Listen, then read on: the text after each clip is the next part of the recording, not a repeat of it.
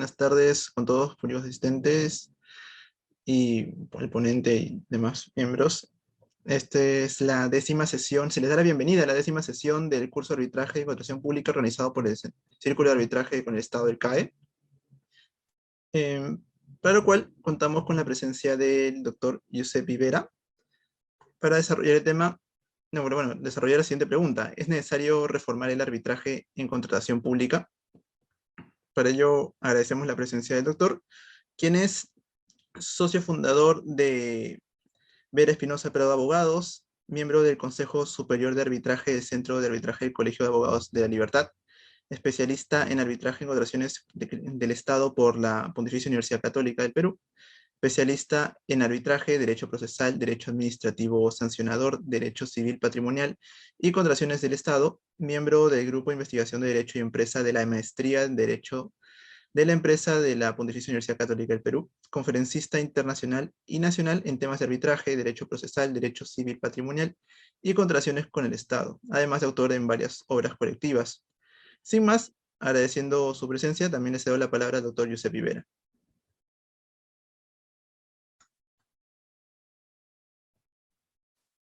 Muchas gracias por la presentación. Inicio esta presentación agradeciendo al Círculo de Arbitraje con el Estado, en la persona de su director, Jorge Abel Ruiz Bautista, por haberme convocado para compartir con ustedes en esta oportunidad y responder a una pregunta que seguro muchos de nosotros nos hacemos y hemos escuchado en más de una oportunidad, en relación a las reformas, en todo caso a los proyectos de reforma que existen en relación a contrataciones con el Estado y particularmente a arbitraje en contrataciones con el Estado.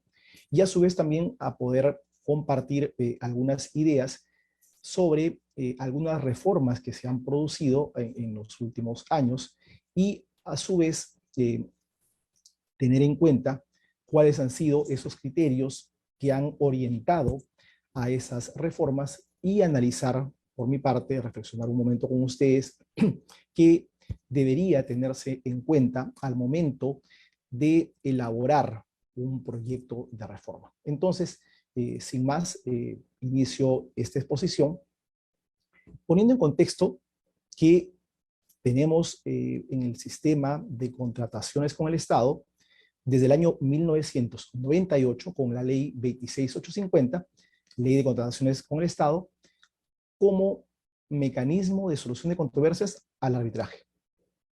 Entonces, en buena cuenta, ya van más de 2 décadas en las cuales en nuestro país, respecto a temas relacionados con la ley de contrataciones con el Estado, esa ley y todas las demás que se han ido dando en estos últimos 23 años, el mecanismo de solución de controversias ha sido mantenido durante todo este tiempo y es el arbitraje. Claro, también tenemos a la conciliación como un mecanismo previo, en tanto así haya sido previamente pactado por las partes. Y cuando eso ocurre también habría que ver si es que lo han pactado con carácter obligatorio o si lo han pactado de manera facultativa. Y ahí estamos ante el escenario de cláusulas escalonadas. Entonces, es este mecanismo el que durante ya más de 2 décadas, reitero, se viene dando en nuestro país. Entonces, como primera reflexión, habría que pensar qué ha ocurrido durante estas 2 décadas. Si es que el arbitraje en contrataciones con el Estado ha evolucionado y las normas que se dan sobre esta materia han evolucionado o han involucionado. Si es que ha sido un mecanismo de solución de controversias efectivo o si es que por el contrario no lo ha sido. Y a partir de hacer esos análisis podríamos estar ante la posibilidad de vislumbrar cuáles deberían de ser las reformas que se podrían dar. Claro está, siempre poniendo el foco, y permítame establecer eso a priori, de información, de data, no proyectos o luego que se conviertan en normas que no tienen ningún asidero con la real data que puede existir. que por cierto no tenemos una data actualizada. Ya lo veremos dentro de la exposición, porque cuando ocurre una reforma, ya sea orgánica o ya sea de algunos artículos de la ley de contrataciones con el Estado, del reglamento, o como ocurrió en el año 2020, no de ninguna de esas normas, sino del propio decreto legislativo 1071, es decir, la ley de arbitraje, debe de haberse realizado siguiendo un criterio técnico, siguiendo una información que conlleve a la toma de las decisiones y no como realmente de manera antitécnica fue realizada. Entonces, al hablar de solución de controversias, como es el arbitraje en contrataciones con el Estado, no es posible desligarlo del tema sustantivo, definitivamente, porque el origen de los casos, el origen de la gran cantidad de casos que año a año se da en contratación con el Estado, se encuentra ahí, precisamente, en la contratación pública. Entonces, habría que ver de qué manera se regula también el régimen de la contratación pública y los cambios que se puedan dar también tendrían que estar orientados a mejorar la contratación pública, a mejorar a su vez también la ejecución de los contratos, porque también ahí hay temas que dan origen luego a los procesos arbitrales. Y claro, eso no es el tema que orienta precisamente esa ola que parecería existir en los últimos años, y este gobierno no es la excepción, de pareciera ser no querer que el arbitraje siga siendo el mecanismo de solución de controversias en contrataciones con el Estado. Entonces, considero que se debe de poner especial énfasis en la contratación pública, ya que el arbitraje es su mecanismo de controversias, ¿cierto? Entonces, quisiera poner el foco de atención en que se debe de poner especial énfasis en temas como, por ejemplo, el expediente técnico, las bases, los términos de referencia, la ejecución del contrato, ¿ya?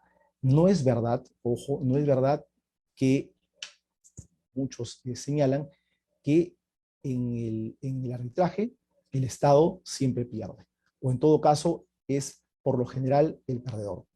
Eso no es así.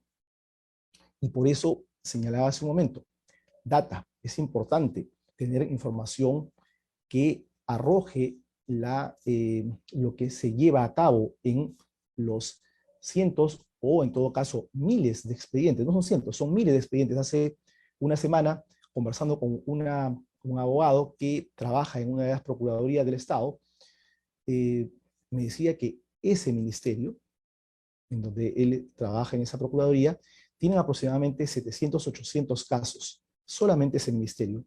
Entonces son miles de expedientes los que año a año existen en contrataciones con el Estado. Entonces, una data que corresponde a un estudio de campo que se realizó hace aproximadamente una década, que fue realizado por el Centro de Arbitraje de la Pontificia Universidad Católica del Perú, estableció una información valiosa. Pero, reitero, ya es una información que no es de esta última década, es de la década anterior. Pero es valiosa porque en su momento arrojó importantes resultados. Uno de ellos era, entre otros, que el 74.8% de las controversias se originaban por ineficiencias o incumplimientos del propio Estado. Ojo, 74.8%.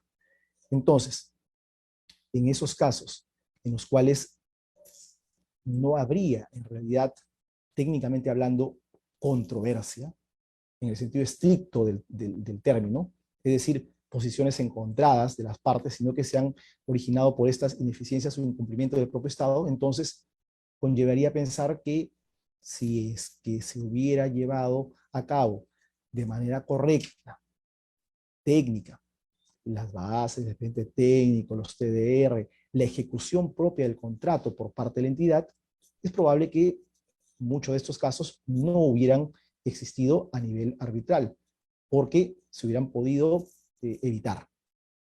Entonces, esto es muy importante, ¿no? Tenerlo en cuenta.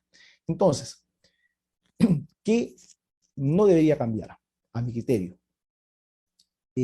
Actualmente tenemos un proyecto de ley que pretende, entre otras cosas, convertir al arbitraje en contrataciones con el Estado en facultativo. Y de lejos, esa no es la mejor solución, de ninguna manera. Porque lo que este proyecto pretende es que la solución de las controversias por default ya esté en manos del Poder Judicial, y ya no del arbitraje como se viene dando en más de 2 décadas.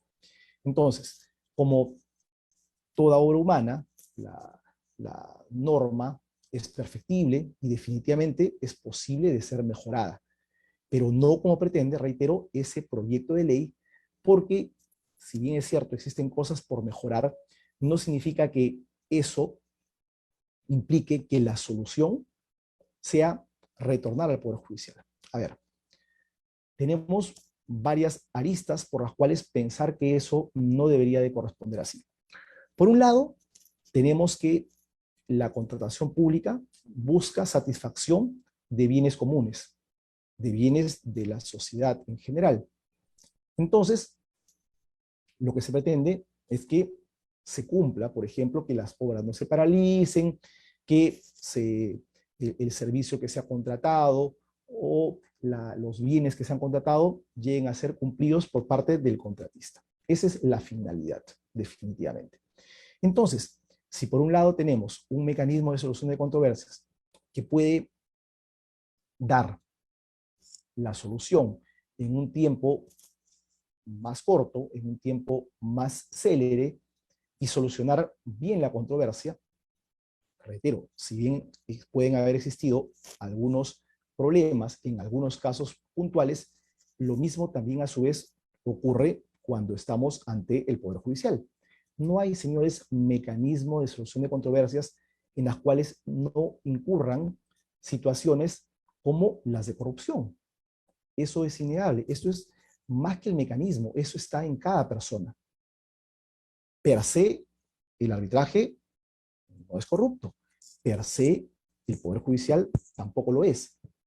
Son algunas personas que están dentro de ambos sistemas, pero no por eso el arbitraje como mecanismo de solución de controversias tendría que ser dejado de lado para solucionar conflictos en contrataciones con el Estado y o en otras materias, ¿cierto? Porque no es solamente bajo la ley de contrataciones con el Estado, sino bajo otras normas en las cuales también el Estado, las entidades del Estado, participan en los arbitrajes. Entonces, por un lado, como ya estábamos diciendo, tenemos un mecanismo que puede solucionar las controversias en un tiempo menor, lo cual evidentemente redunda en bien de el objetivo de la contratación con el Estado.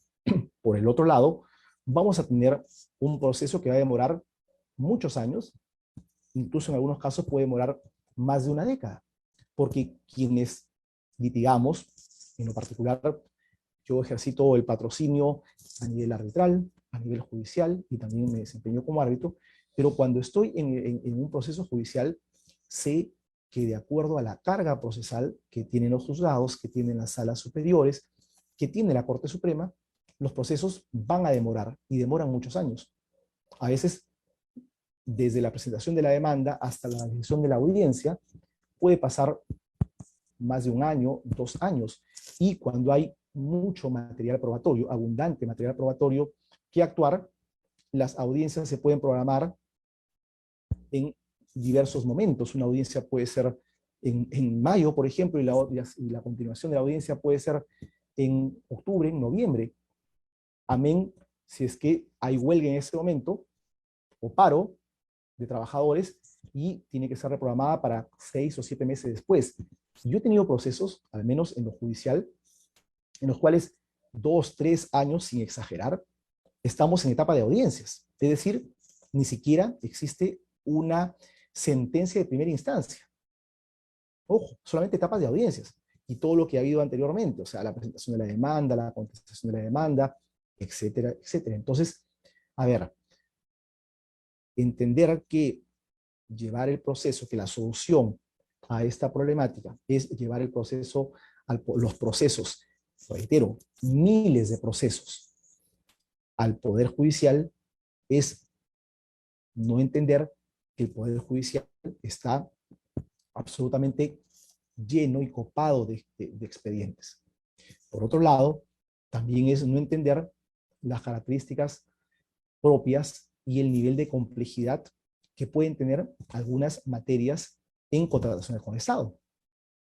No es no entender y no conocer que existen muchos procesos, sobre todo en temas de obra pública, en la cual el material probatorio está contenido en mucha información, en documentos que tienen una gran cantidad de extensión.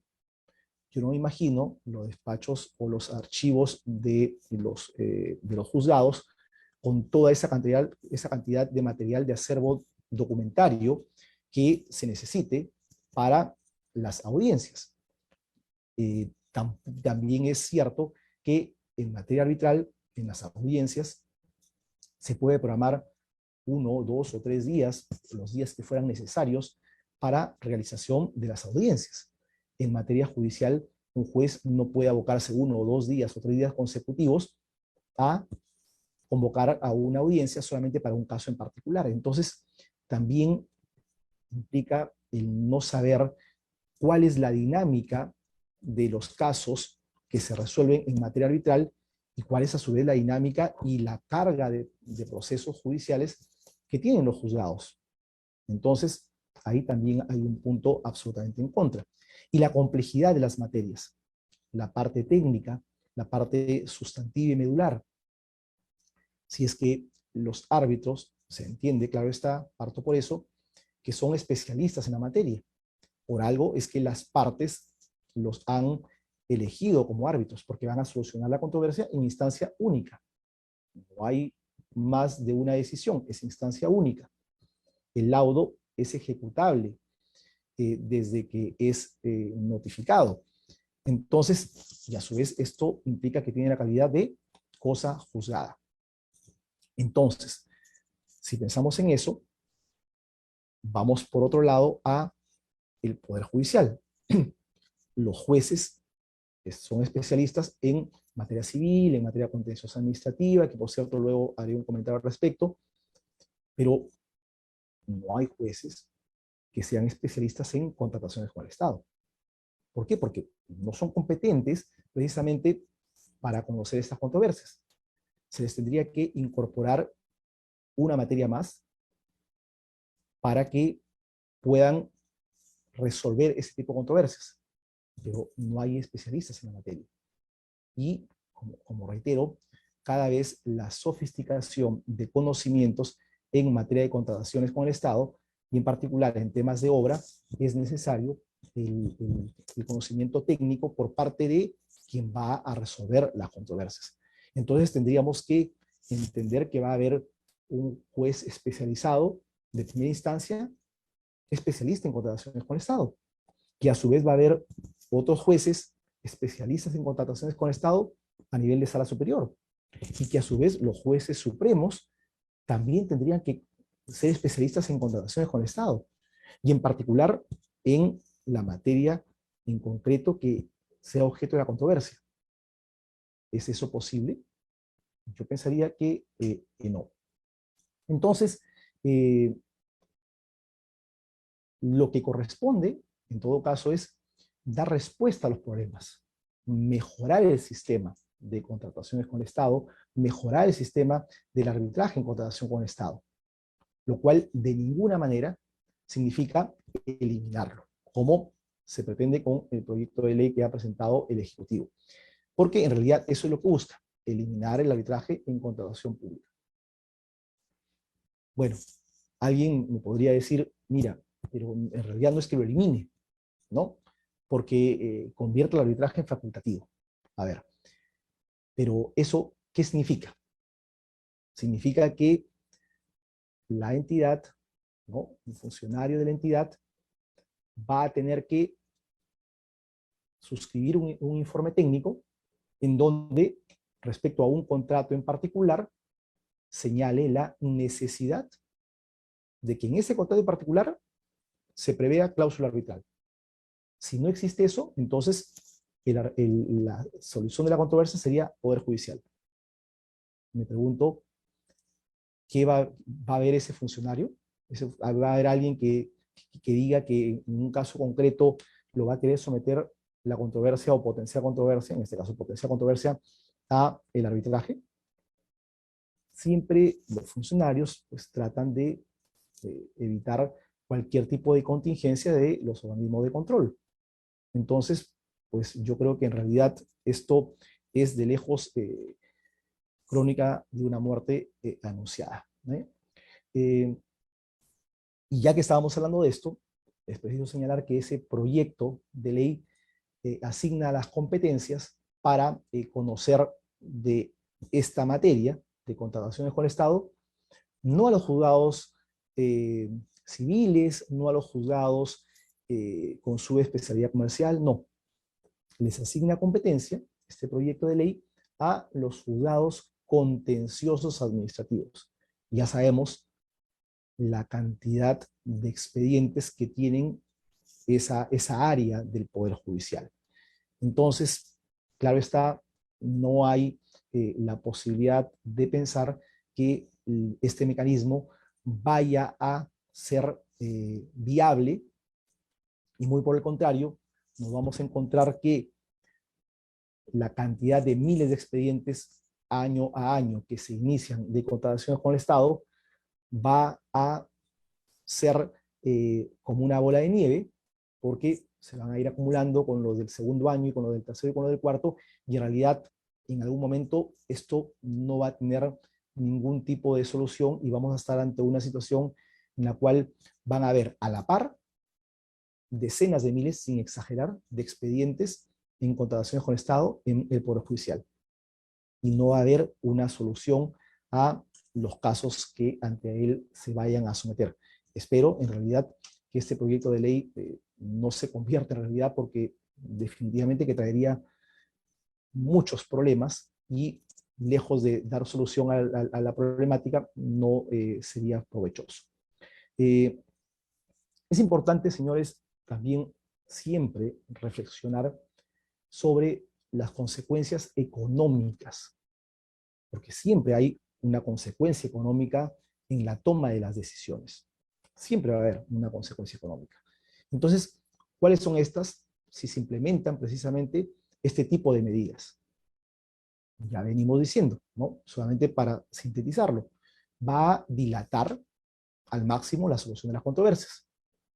En consecuencia, señores, esto significa que en aquellos casos en los cuales antes el laudo y luego sería una sentencia judicial en calidad de cosa juzgada, conllevaría a dilatar al máximo la ejecución de esta decisión, porque la decisión ya no sería en un año y medio, 2 años, sino la decisión sería en 10, 11, 12 años, en algunos casos. En algunos casos de menos cantidad de tiempo, no bajaría de 5 o 6 años, que es el promedio que dura un proceso contencioso administrativo.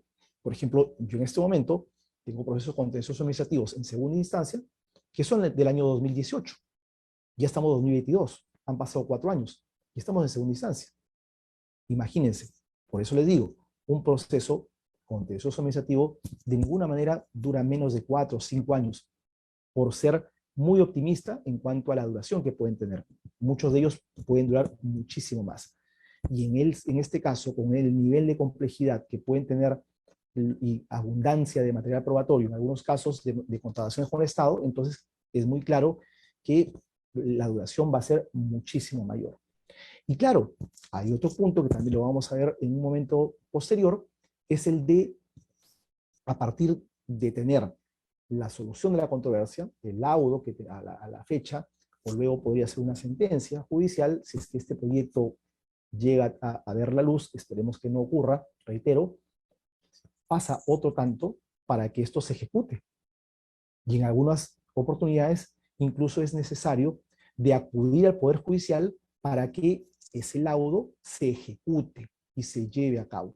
Y ahí también pasan otra cantidad de años. Entonces ustedes, señores, imaginan un proceso que dure 10, 11, 12 años, en algunos casos, claro está, y que luego de ello haya que iniciar procesos de ejecución de laudo, que ya no sería de laudo, sino sería de ejecución de sentencia firme.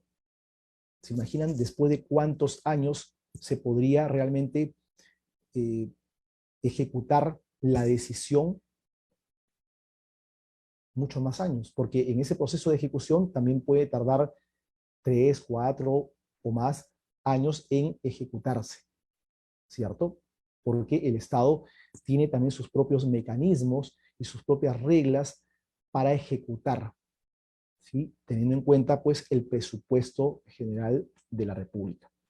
Entonces, como vemos, de ninguna manera es un proyecto que beneficie, de ninguna manera. También, claro está, esto afecta el sistema en general de la contratación con el Estado. Lo afecta, lo perjudica de todas maneras, porque ya un contratista que quiera contratar con el Estado lo va a pensar varias veces, porque sabe que ante un potencial incumplimiento por parte de la entidad e inicia el arbitraje, que ya no sería arbitraje, sino sería por judicial, y luego para ejecutar lo que éste vaya a resolver va a pasar una década de repente. ¿Quién contrata para que lo que corresponde ser pagado no se lleve a cabo en el momento o en una fecha lo más próxima posible, sino en una década? Habría que estar un poco loco, ¿cierto? Entonces afecta al sistema de contrataciones con el Estado. Afecta también a la economía en general, definitivamente. Hay que tener en cuenta que el Estado es, como entidad que abarca desde el Poder Ejecutivo, todos los estamentos, todas las entidades del Poder Ejecutivo, gobiernos regionales, gobiernos locales y todos los entes que establece pues el esquema de la ley del procedimiento administrativo general, ¿cierto? Entonces, todos esos entes contratan bajo la ley de contrataciones con el Estado o bajo otras normas por las cuales es obligatorio el arbitraje. Y al margen de ello, al margen de cuál es el mecanismo de solución de controversias, el Estado, como ente en general, es el más grande y el principal comprador del país. Y gran parte de la economía del Perú se mueve por la contratación pública. Obras, bienes, servicios, para satisfacer el bien común. Entonces, eso definitivamente que no podemos perderlo de vista. Entonces, los incumplimientos que conlleven al incumplimiento de los pagos definitivamente afecta a la economía en general, porque va a afectar no solamente a la contratista, no solamente a la empresa, sino a toda la cadena de pagos, a todos quienes de manera directa o indirecta tienen una vinculación con esa empresa, y a todos quienes de manera directa o indirecta basan su economía en lo que realice ese contratista. Por otro lado, también podría conllevar a situaciones como, entre otras, la de iliquidez por parte de algunos contratistas ante el no pago. Esto puede conllevar a su vez a problemas de perjudicar el ámbito laboral de los trabajadores, cesar trabajadores, e incluso en algunos supuestos llegar a la quiebra de la empresa, porque una empresa necesita obviamente liquidez, capital de trabajo para seguir operando. Y si es que no se les ha pagado lo que el laudo ha determinado, o una sentencia judicial, en el caso que se llegara a modificar la ley, así lo haya ordenado, entonces pues obviamente va a tener serios problemas de liquidez.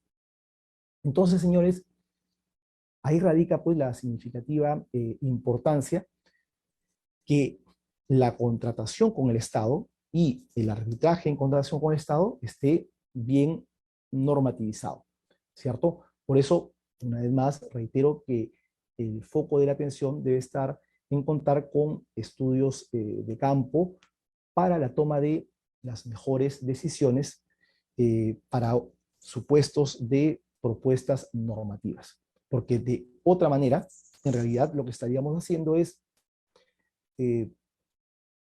dejar un mecanismo que ha sido eficiente para llevar a la gran cantidad de expedientes en materia de contrataciones con el Estado a un ente, como en este caso un poder del Estado, como en este caso el Poder Judicial, que en realidad no tiene la posibilidad material, logística y de especialidad para darse abasto para resolver este tipo de materias. Siguiendo con la línea de la necesidad de material de campo, de data, en realidad no existen estudios actualizados que midan los resultados del sistema de arbitraje con el Estado. No se tienen indicadores para medir el desempeño. ¿Cuál es el origen de las controversias? ¿Sabemos en realidad los porcentajes del origen de las controversias? ¿Cuánto se demora en resolverse las controversias en contrataciones con el Estado? De acuerdo, entre otros aspectos, a la entidad que participe en esos expedientes, la materia en particular sobre la cual se litiga. ¿Tenemos esa información, esa data actualizada? No la tenemos. ¿En qué porcentajes el Estado en realidad pierde el 100%? Es decir, se lauda por el 100% de lo demandado. ¿Tenemos eso? Esa información a la fecha no la tenemos. Tenemos información contraria, es decir, la información en la cual, en cuanto porcentaje de expedientes, el laudo es declarando infundada en todo la demanda, es decir, el Estado no paga un sol, tampoco la tenemos esa información. Entonces, cuando estamos ante modificaciones que se producen por rumores o por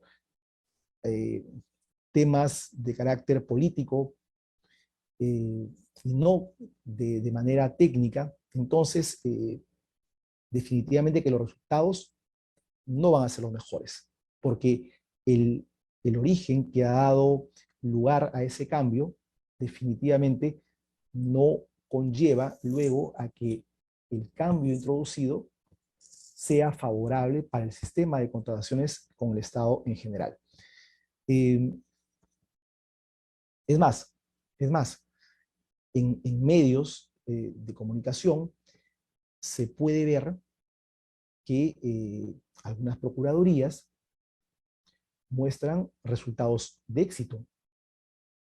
Yo veo en realidad con regular frecuencia que se publicita que han obtenido resultados favorables a la defensa de los intereses del Estado.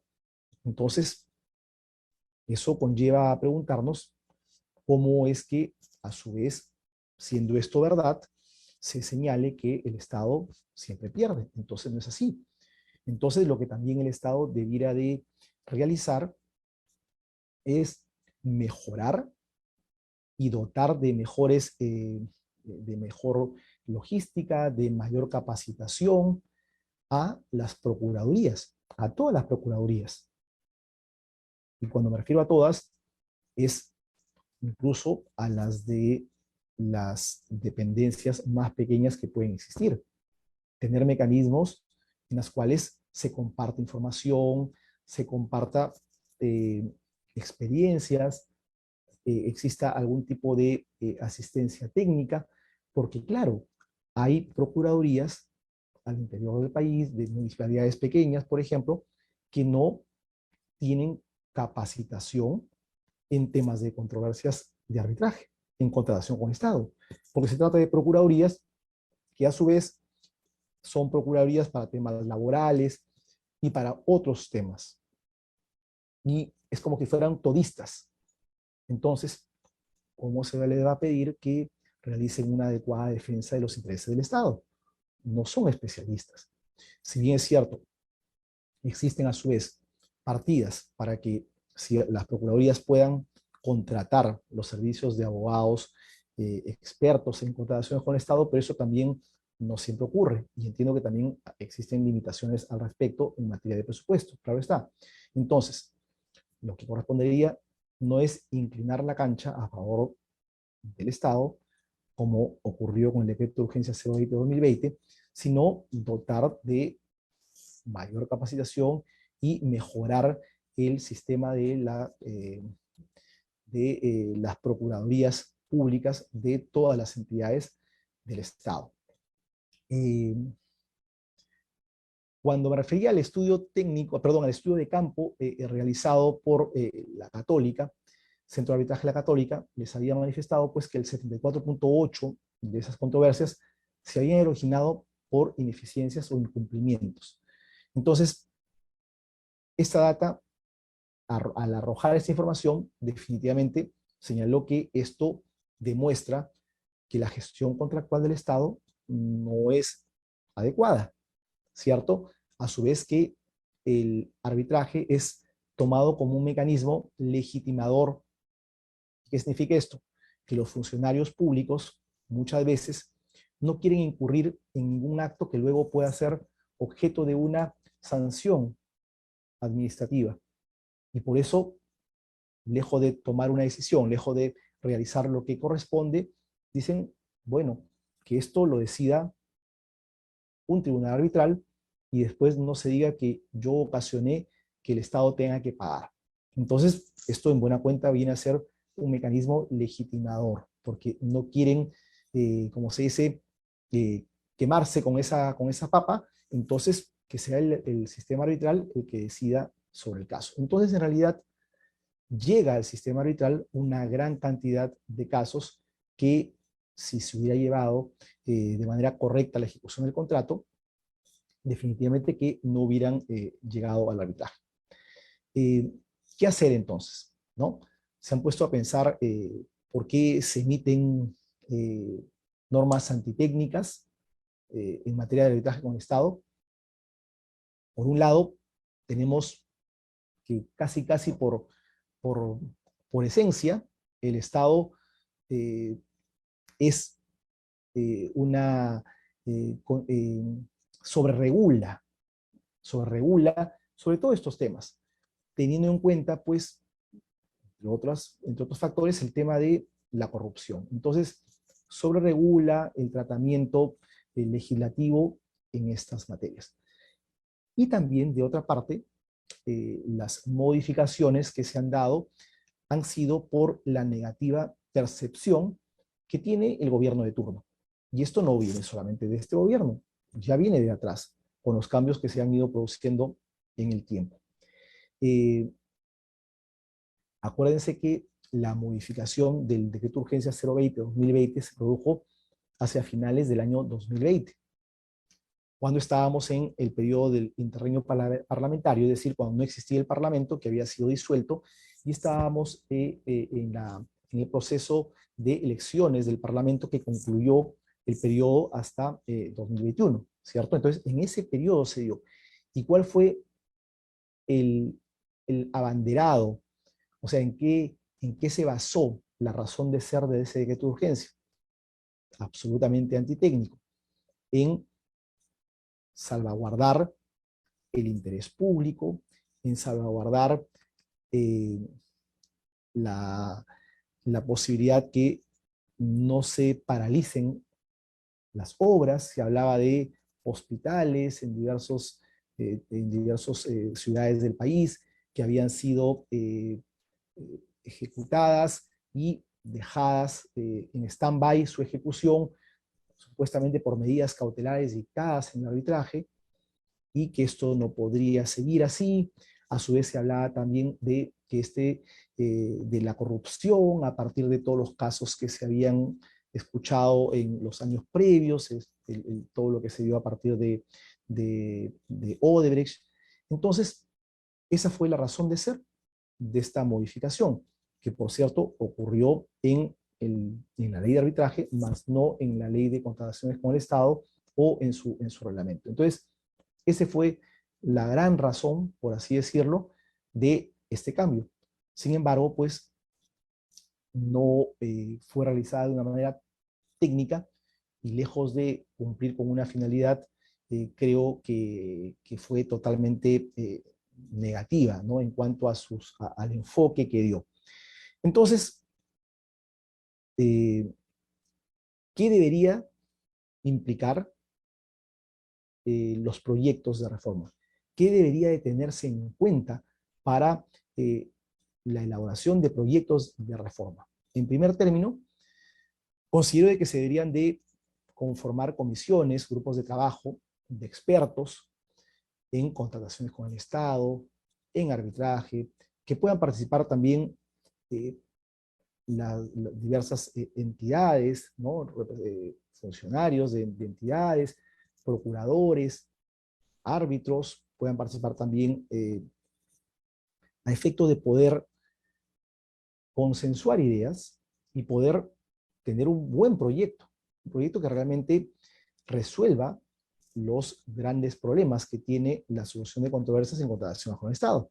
Y claro está, a partir de la práctica también en contrataciones con el Estado, también se pueda mejorar definitivamente la propia ley de contrataciones con el Estado, en lo que corresponde a la contratación, ¿cierto? Entonces, ¿eso qué conlleva? A que las personas que estén a cargo de la redacción de sus proyectos sean realmente conocedores de contrataciones con el Estado, de arbitraje.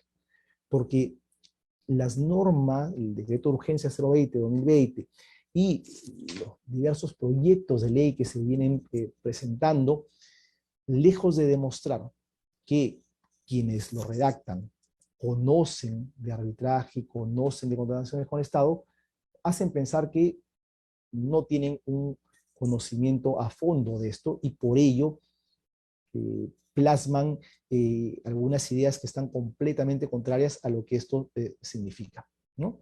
Por otro lado, también la posibilidad de publicar esos anteproyectos a fin de someterlo a debate, a discusión de los especialistas y de los actores del sistema en general. Evidentemente, estos proyectos deben de perseguir el bien común, que duda cabe, esto es algo imprescindible, que se respete también el derecho a la igualdad de armas.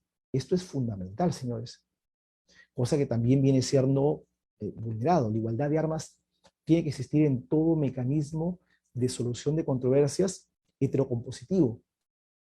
Eso existe en los procesos a nivel judicial y eso debe existir también en los procesos resueltos ante el sistema de arbitraje. Igualdad de armas. Una de las partes es un privado, la otra de las partes es el Estado, pero eso no significa que una parte tenga ciertos privilegios en relación a la otra. Igualdad de armas es un principio contenido incluso en la Constitución bajo el criterio que todos tienen derecho a la igualdad. Y claro está, el proyecto o los proyectos deben de también perseguir el equilibrio del mercado, el equilibrio del mercado en la contratación pública y simplemente cualquier medida analizando el impacto económico de las propuestas de reforma que se planteen. Esto evidentemente no ocurre porque no se evalúa el impacto económico que estas reformas pueden tener en el país. ¿Qué cambios se habían dado y qué cambios qué se modificó y qué no debería haber sido modificado? En la línea que venimos conversando, se modificó el derecho a la igualdad de armas, vulnerándose precisamente el derecho que debe estar presente en todo mecanismo, ¿cierto?, de solución de controversias. Esto se evidenció con el trato diferenciado de la contracautela. Cuando un contratista solicita una medida cautelar en un arbitraje o lo solicita ante el juez, cuando todavía el tribunal arbitral no se encuentra constituido, lo que señaló ese decreto de urgencia 020-2020 es en realidad lo que yo denominaría una contracautela tasada. Es decir, le resta, le quita completamente, le quita, diría yo, le quita, le elimina completamente la posibilidad de, de que el Poder Judicial, de que el juez o el árbitro, porque reitero, la medida cautelar puede ser solicitada ante el juez, en este caso, subespecializado en lo comercial o civil en los distritos judiciales donde no exista la subespecialidad, cuando todavía no se haya constituido el tribunal arbitral. Una vez que el tribunal arbitral se encuentre constituido, ya cualquier solicitud cautelar tiene que interponerse ante el tribunal arbitral.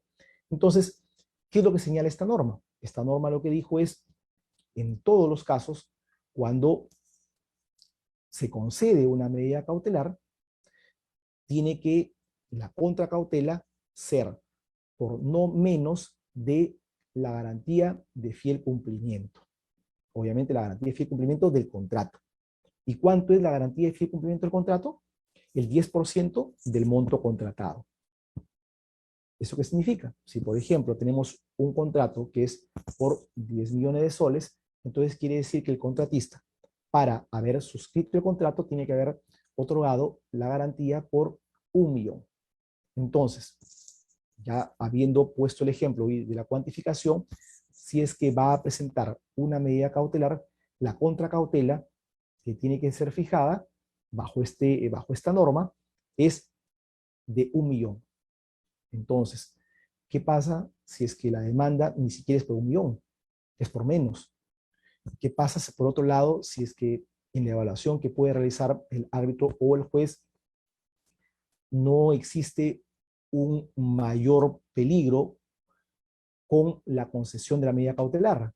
Entonces, no debemos perder de vista que la contracautela tiene como objeto, como finalidad, restablecer el perjuicio que pudiera ocasionar la ejecución de una medida cautelar cuando ésta luego sería revertida en tanto se le deniegue en el fundamento, en el laudo, en la razón al demandante. Entonces querría decir que ha sido otorgada pese a que luego en el fondo le fue denegada la petición. Entonces, ¿cuál es la gravedad de ese concesorio? En este caso, ¿cuál es la gravedad de ese concesorio para el Estado? Y en esa evaluación, en ese criterio discrecional, descansa la cuantificación de la contracautela. Pero esta medida, este decreto de urgencia, simplemente hizo tabla rasa de conceptos elementales de la teoría cautelar y estableció una contracautela tasada. Eso realmente es absolutamente antitécnico. Por otro lado, también introdujo la figura del abandono. Absolutamente aberrante pensar que en el arbitraje puede existir la figura del abandono, que es típica de un escenario judicial, ¿no? En el abandono judicial se presenta ante la inacción de las partes, ¿cierto? Pero en sede arbitral existe la teoría por la cual los árbitros tienen una relación contractual con las partes, porque han sido contratados, entiendas eso, han sido contratados para conocer la controversia, ¿cierto? Con todo lo que ello implica, y para resolverla a través de un laudo. Entonces existe el compromiso del tribunal arbitral o del árbitro único a resolver la controversia.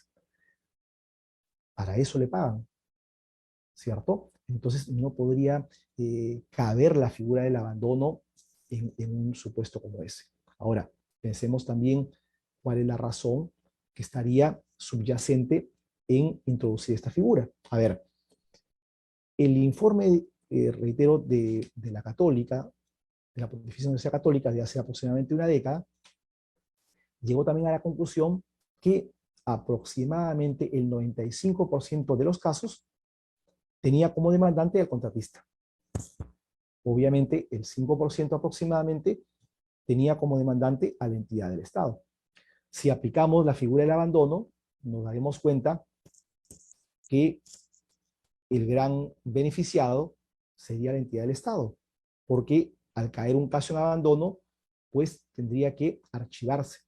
Ahora bien, sabiendo los plazos de caducidad previstos en la Ley de Contrataciones con el Estado para activar el mecanismo de arbitraje, en más de un caso estaríamos ante la posibilidad, perdón, ante la imposibilidad, diría, que vuelva a iniciarse un nuevo arbitraje.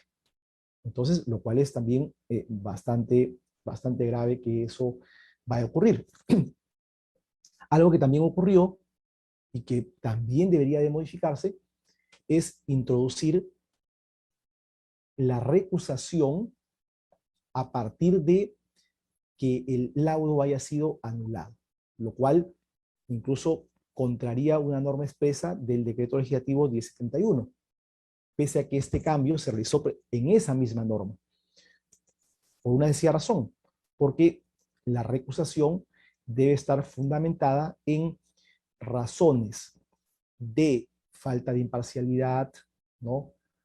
En la posibilidad de falta de independencia, de no haber revelado lo suficiente, es decir, que existan dudas razonables que el árbitro designado vaya a actuar con imparcialidad y con independencia en el proceso arbitral. No existe recusación por decisiones tomadas por el tribunal arbitral. ¿Y qué es un laudo? Sino una decisión arbitral, la decisión final, la que tiene la calidad de cosa juzgada.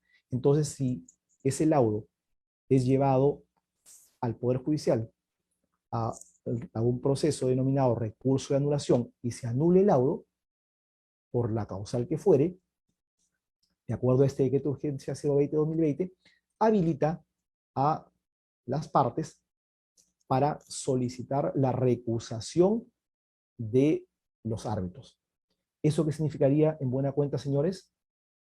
Eso significaría la posibilidad de entenderse que al haber recusación y al separarse a uno, a dos o a tres de los árbitros, a todo el tribunal se reconstituiría. ¿Qué significa eso? Que serían ya otros árbitros los que decidirían la controversia. Y en realidad estaríamos ante una apelación encubierta, porque si bien es cierto, no existe el mecanismo de la apelación, pero al tener a otras personas como miembro del tribunal distintas a las que habían emitido el laudo inicial, es decir, al laudo anulado, estaríamos ante la potencial posibilidad que el nuevo laudo, con nuevos integrantes del tribunal, tenga un sentido absolutamente distinto, lo cual evidentemente se trata de una apelación encubierta. Para ir terminando, porque creo que creo que ya mi tiempo ha vencido, entonces, ¿qué retos se tiene a futuro? Entonces, siguiendo un poco la línea de lo que hemos venido hablando, es que no se puede de ninguna manera legislar a ciegas, ¿no? Es necesario tener una información para la toma de las decisiones. Y por último, señores, el tener en cuenta que en algún proyecto de reforma que se tenga, un proyecto serio, claro está, es en mejorar el cumplimiento por parte de la entidad, de las entidades, el mejorar esos mecanismos internos que existen en las entidades para dar cumplimiento a lo que el laudo ha decidido.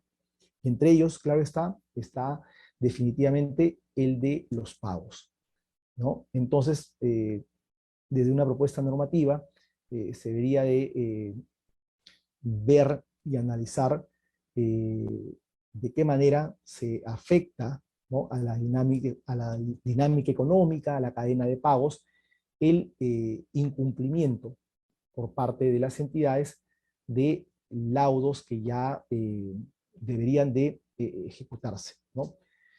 Porque evidentemente vemos que el sistema de contrataciones con el Estado no sanciona esos incumplimientos. O sea, no existe ningún tipo de mecanismo que implique para la entidad y o para el funcionario del Estado mecanismos que lo disuadan ¿cierto? Mecanismos que lo disuadan a incumplir. No existe, de ninguna manera. Entonces, más bien parecería que esto, al no existir, entonces, lejos de hacer, de conllevar a que las entidades cumplan, ¿no? con lo que ya ha sido previamente ordenado, estas no tienen ningún tipo de, de incentivo, por así decirlo, para acatar las decisiones. Eh, y por último, y por último, considero que debería de tenerse en cuenta algunas otras funciones que debiera tener el organismo el organismo supervisor de contrataciones con el Estado, el OCE. Hemos venido conversando de tener data actualizada y entonces sería el OCE, que reitero es el organismo supervisor de las contrataciones con el Estado, que mejor que el OCE para procesar, porque de hecho que sí tiene la información, pero no la tiene procesada, procesar la data sobre los contratos que celebra el Estado, todos debidamente procesados, procesar la data sobre los arbitrajes con participación del Estado, ¿cierto? Y esta data, no tengo la menor duda, que serviría para realizar un buen diagnóstico situacional que conllevaría a legislar, no en base al rumor, no en base a criterios distintos a lo técnico y evidentemente no legislar de manera populista, sino en base al bien común y en base precisamente a dar la satisfacción al mecanismo de contrataciones con el Estado, a robustecer el mecanismo de contrataciones con el Estado, porque, no dudo, y lo reitero una vez más, esto implica la satisfacción del bien común en general y también de mejorar la economía del país. Dicho esto, señores, agradezco nuevamente este tiempo proporcionado y quedo atento a las preguntas que fueran, que pudieran formular quienes están conectados a esta exposición. Muchísimas gracias. Muchas gracias a usted, doctor Vera. Bueno, agradecerle y felicitarlo por su excelente ponencia y el tema interesante que ha podido desarrollar. Asimismo, entiendo que hay, a ver, unas preguntas. A ver, la primera pregunta dice, la modificación que realiza el decreto de urgencia 020-2020 en la ley de arbitraje 1071 sobre el caudal, sobre la causal de abandono, ¿se aplica a procesos arbitrales de años anteriores? Se refiere a los procesos que ya estarían en trámite. Claro, cuando son normas de carácter procesal, sí, claro. Pero acá hay un punto importante, ¿no? En relación a temas como por ejemplo el de las medidas cautelares, y acá quisiera conectar con el objeto de la pregunta, no es que lo esté desviando, sino que lo quiero concatenar, ¿no? Tengo conocimiento que hay árbitros que han venido aplicando control difuso, ¿cierto? ¿Por qué? Porque consideran que algunos artículos de este decreto de urgencia 020-2020 vulneran derechos fundamentales. Y en tal sentido, para el caso en particular de las medidas cautelares, lo que estábamos hablando de la contracautela, lo han aplicado, ¿no? Porque si es que no tienes espalda ancha, ¿no? Espalda financiera, no podrías con éxito satisfacer el requerimiento del 10% del valor del contrato, ¿cierto? Para darlo como una contracautela. Entonces, si no tienes ese financiamiento, definitivamente que no vas a poder obtener una cautela. Entonces, lo que este mecanismo tendría como objetivo es disuadir y eliminar al máximo la posibilidad de cautelares contra el Estado.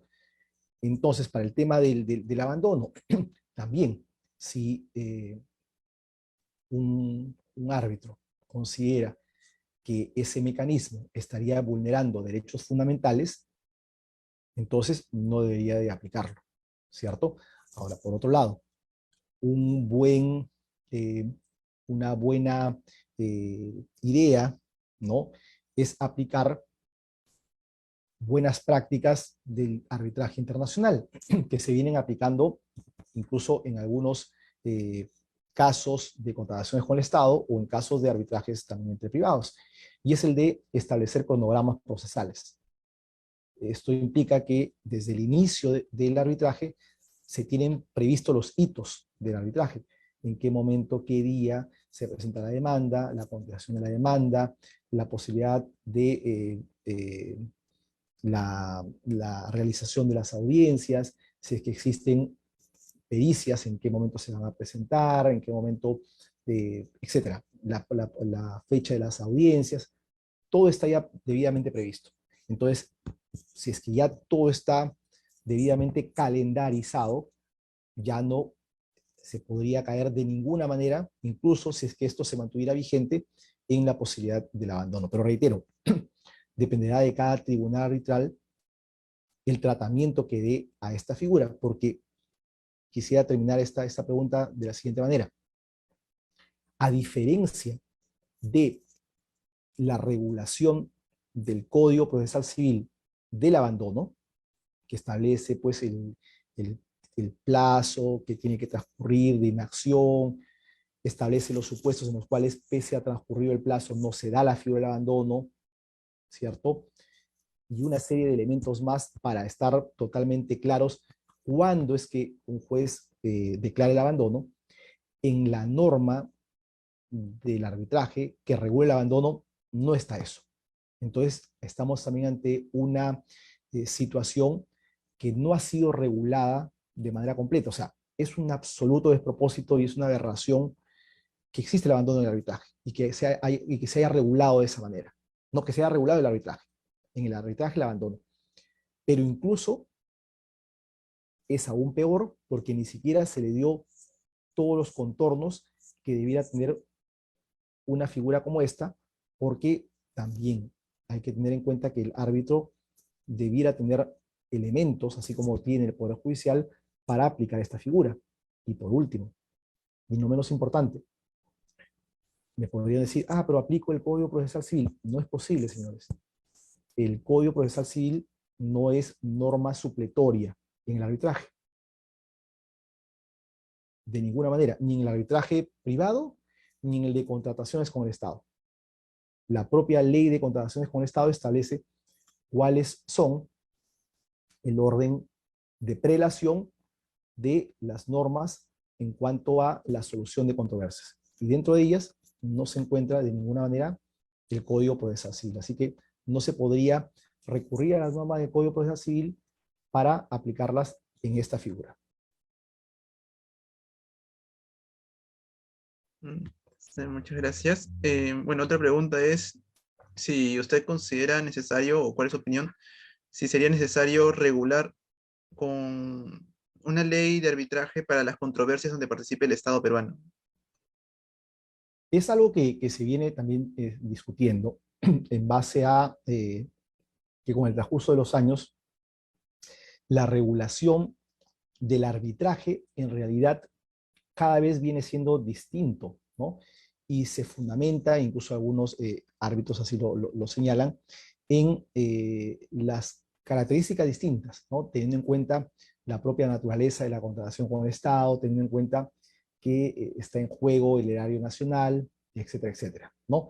Entonces, se viene discutiendo sobre esa posibilidad, es decir, de tener un propio cuerpo normativo, que si bien es cierto, actualmente lo encontramos en el articulado de la Ley de Contrataciones con el Estado, pero que haya una norma especial, ¿cierto? O un capítulo especial dentro de la Ley de Contrataciones con el Estado que de manera expresa regule toda la normatividad del arbitraje, ¿no? Incluso algunos también señalan que esto debiera de aplicarse no solamente a la ley de contrataciones con el Estado, sino también a todos aquellos contratos en los cuales el Estado participa, como por ejemplo a través de las leyes de APPs, ¿no? De obras por impuestos, etcétera. Entonces, un marco general que también se pudiera tener para todos aquellos casos en los cuales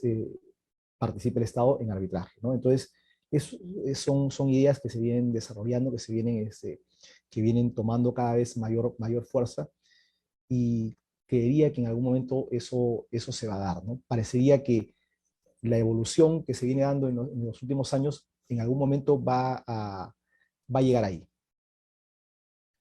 De acuerdo, muchas gracias. Otra pregunta es, doctor, ¿qué opina del proyecto de ley que presentó el Ejecutivo sobre el amparo en el arbitraje? Bueno, eh, en realidad estamos hablando un poco de estos proyectos, ¿no? De estos proyectos que se realizan, que tienen en teoría buenas intenciones, ¿no? Pero al menos desde mi posición no sería lo mejor, ¿no? Reitero una vez más, ¿no? Actualmente tenemos supuestos en los cuales incluso el propio Tribunal Constitucional, en un precedente vinculante, estableció en qué supuestos se puede ir, ¿no? Al amparo por temas arbitrales, ¿no? Pero esta norma va mucho más allá, ¿no? Entonces, creo que lejos de ser beneficioso, no es así, ¿no? Es un poco más de las normas que estamos cuestionando, ¿no? O de los proyectos de ley, en todo caso, que se está cuestionando, ¿no? De acuerdo. Y bueno, una última pregunta es, ¿qué riesgos implica que las controversias derivadas de contratos públicos sean resueltos en el Poder Judicial? Y un poco ya lo había señalado, ¿no? Trataré de ser mucho más conciso, ¿no? Uno, el tema de tiempo. Muchísimo más tiempo, se triplicaría o cuadruplicaría la duración de la controversia. Por otro lado, eso afectaría el, la dinámica económica, porque no habría una satisfacción de la controversia en un tiempo célere, lo cual va a conllevar a un impacto económico serio. Y por otro lado, el tema de la especialidad, ¿no? El tema de la especialidad en la cual los jueces no están eh, familiarizados con esta materia, ¿no? Entonces, debemos de entender que la justicia debe ser impartida por especialistas, ¿cierto? Quien imparte justicia en materia penal es un juez que es especialista en materia penal. Entonces, a su vez, en materia civil y comercial, pero en contrataciones con el Estado, no existen jueces que sean especialistas en dicha materia. Y claro, estos jueces tienen que ser pues en todas las diversas jerarquías, ¿no? Tendría que haber jueces de primera instancia, jueces superiores y jueces en casación, ¿cierto? Corte Suprema, que puedan ser especialistas en esta materia, ¿cierto? Entonces, eh, no están capacitados en ello porque no conocen de esa materia. Reitero, hace más de 2 décadas, las controversias en contrataciones con el Estado lo resuelven los árbitros. Ahora, por otro lado, implicaría también entender que hay materias mucho más sofisticadas, mucho más técnicas, en la cual no es fácil tener ciertas especialidades, ¿no? Porque no se ha dado un conocimiento en la práctica, no se ha dado un conocimiento técnico a partir de maestrías, diplomados, mayores conocimientos. Entonces, luego, si es que esas controversias llegan al Poder Judicial, entonces también sería eh, difícil que sean resueltas por jueces que no manejen el conocimiento de cada una de esas especialidades, ¿no? De acuerdo. Bueno, esas serían las preguntas, más bien como parte del desarrollo de estas ponencias. se le da unos minutos finales para que así pueda dar sus conclusiones finales de la ponencia. Gracias, Renato. Quisiera ser lo más concreto posible e incidir en la necesidad que toda reforma debe de conllevar. En el caso concreto de arbitraje en contrataciones con el Estado, es satisfacer y buscar el bien común, no inclinar de ninguna manera la cancha a favor de la entidad ni a favor del contratista. Reitero, acá no se trata de una norma pro contratista o pro Estado. Se trata de equilibrar, de dar el justo medio a cada una de las partes, a que tengan la posibilidad de igualdad de armas. Es un principio constitucional.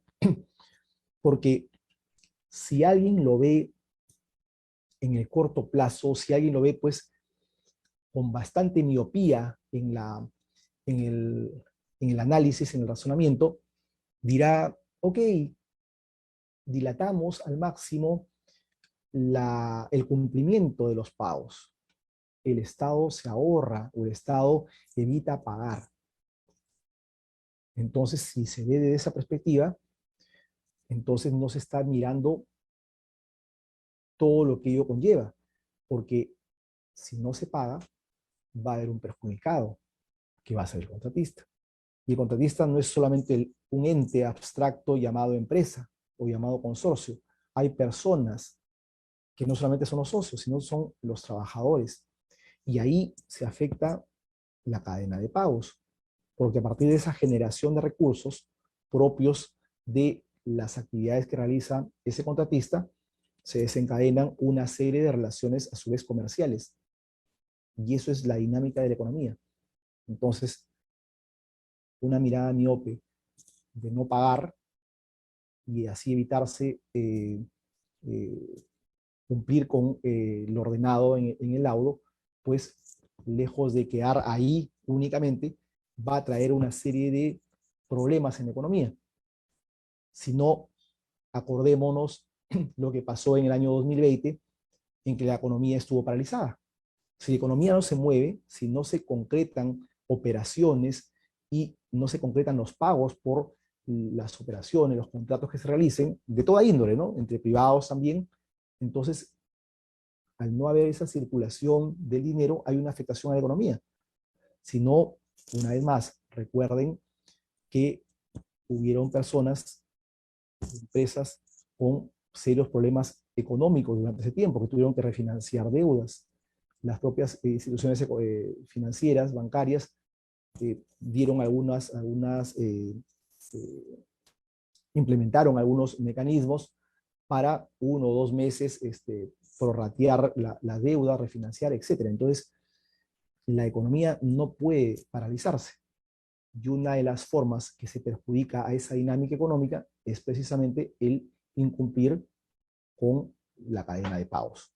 Muchas gracias, doctor Vera. Y bueno, así estaríamos concluyendo la sesión de hoy, la sesión número 10 de este evento. Igual, de todas formas, informarles que nos estaríamos viendo el próximo miércoles, donde también habrá la sesión regular, al cual pueden acceder mediante el mismo enlace que se les ha brindado.